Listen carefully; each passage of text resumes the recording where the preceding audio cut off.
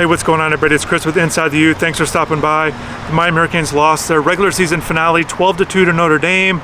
It's their last home game of the season also, and now they're going to turn their focus to the ACC tournament, where they will be the 9 seed in Durham in this 16-team, this new format, this single elimination format, beginning on Tuesday at 9 a.m. They're going to play 16 seed Cal. They're going to have to play 5 games if they're going to win this tournament. I'll get into some details about the tournament in a little bit, but here's what head coach JT Arteaga had to say after the game, after the loss. This was his message to the team.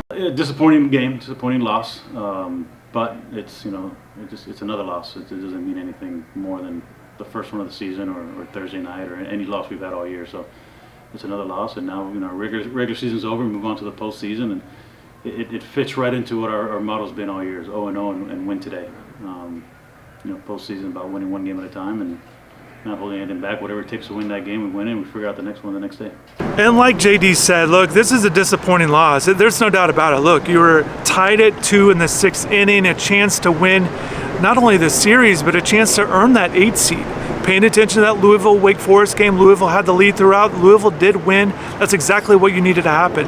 Miami could have gotten that 8 seed a bye in the first round if they had won today, and they didn't do that. And they had built so much momentum over these last few weeks, over this month, where they go 15-3, they get swept at Virginia, and now lose 2 of 3 to Notre Dame. So they've lost 5 of 6 going into the ACC tournament, 31-23 overall, 15-14 in the ACC. Which, if you were to talk to me, kind of what I thought about this team at the beginning of the year before it all started, that's about where I thought this team could be. Now, a lot of positive momentum gets a little bit erased with how it finished.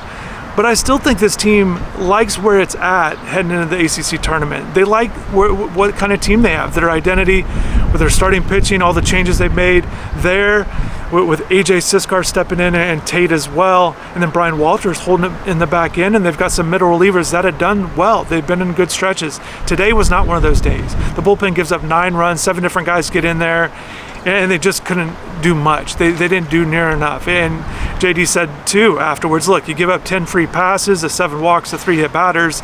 That's not a good recipe for success. And certainly the pitching, it was disappointing today, but it had been so good. After last night's performance, the 15-1 win against Notre Dame, Miami actually moved up to 2nd in the ACC in runs allowed per conference game. Now, I think maybe it could dip after today's result, but still, they've got a pitching staff that had been very good in ACC play, and I think a lot of credit goes to these starting pitchers, and again, these relievers stepping up, and a guy like Brian Walters in the back end. So I think they're going to be okay. I think you saw a little bit of life from Rob Evans, a left-hander. They need a lefty out of the bullpen. I think he's going to be a guy that can figure into some postseason play.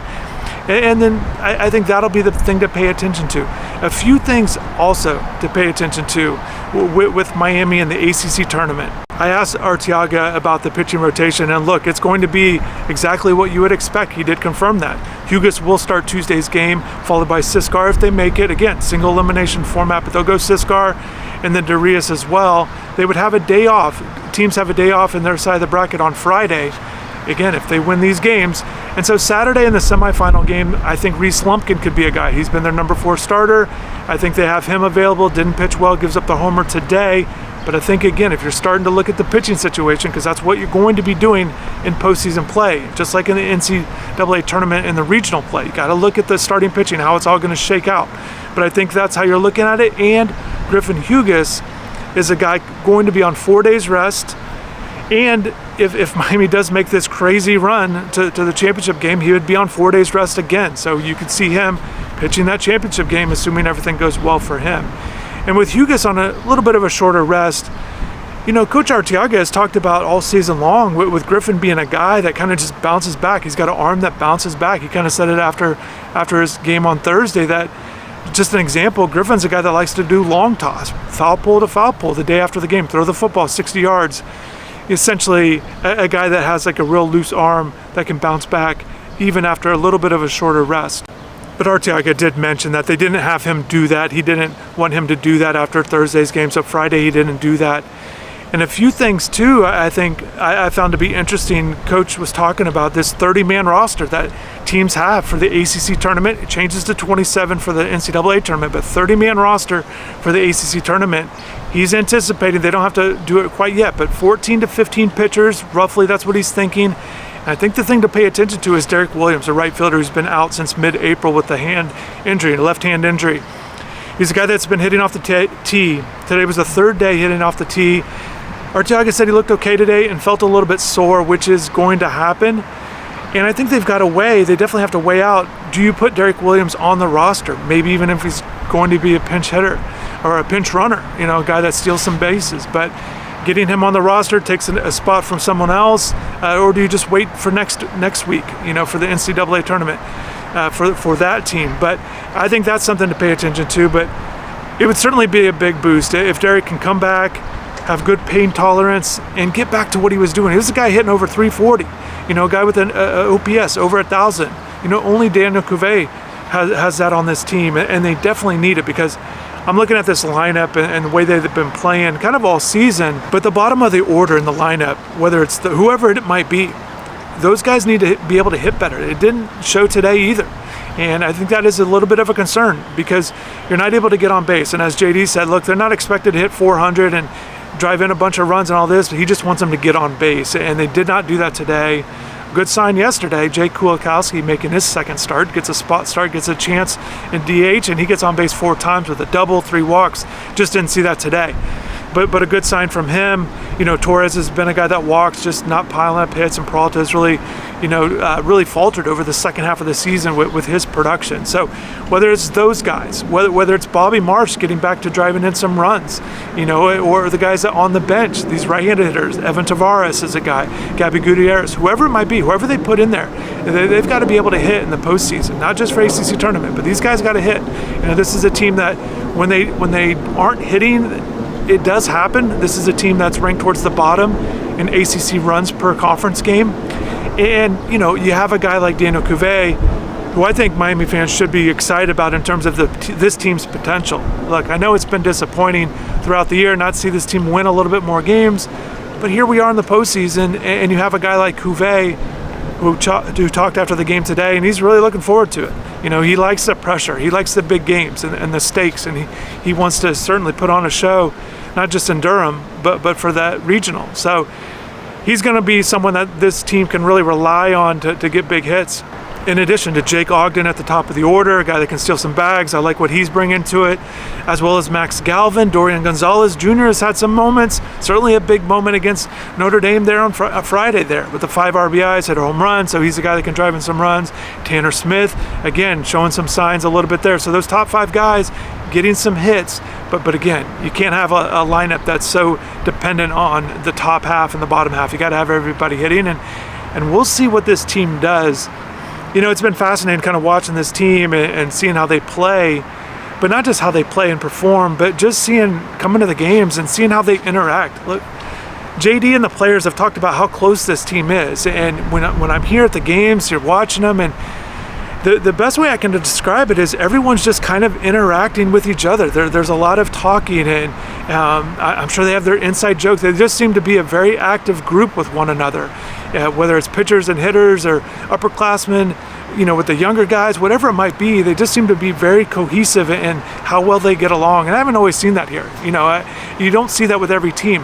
What will it look like in postseason? I don't know. I know JD keeps talking about how confident he is. He really feels like this team can go on a run, and he's not a guy.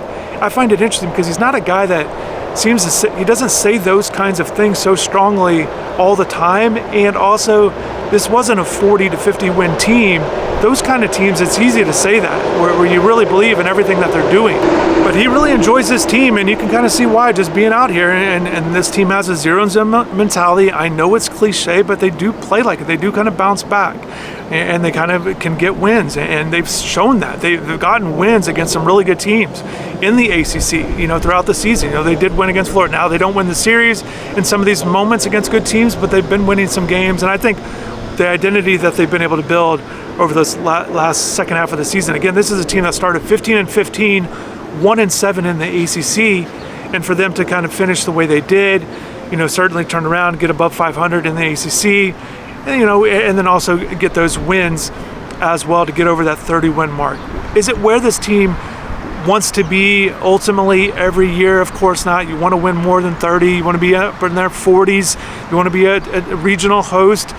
So we'll see if that will happen. But for this year, for this year's team, again, going back to what I said, I'm fascinated to see how it all shakes out. I'm curious to see how all the upperclassmen, how they lead, how this team does in tight spots.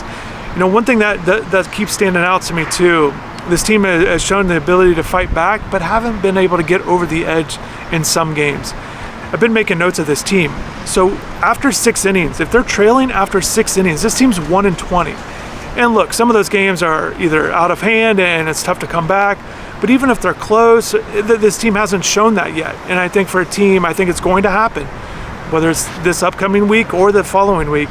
If you're down after 6, you've got to be able to find a way. And not just to pull close. They've got to get those big hits late in games to put them over the top to get those wins. So that's something to pay attention to. Again, you're not expecting to have a winning record or anything like that when you're trailing after 6, only 3 innings left. It's certainly a difficult task at hand, like I said, if you have the lead, if a team has a big lead. But I think that's something to watch for. But JD has mentioned before, again, with this team on the road, he likes that this team's cohesive. That's what you need. That's what they're going to need.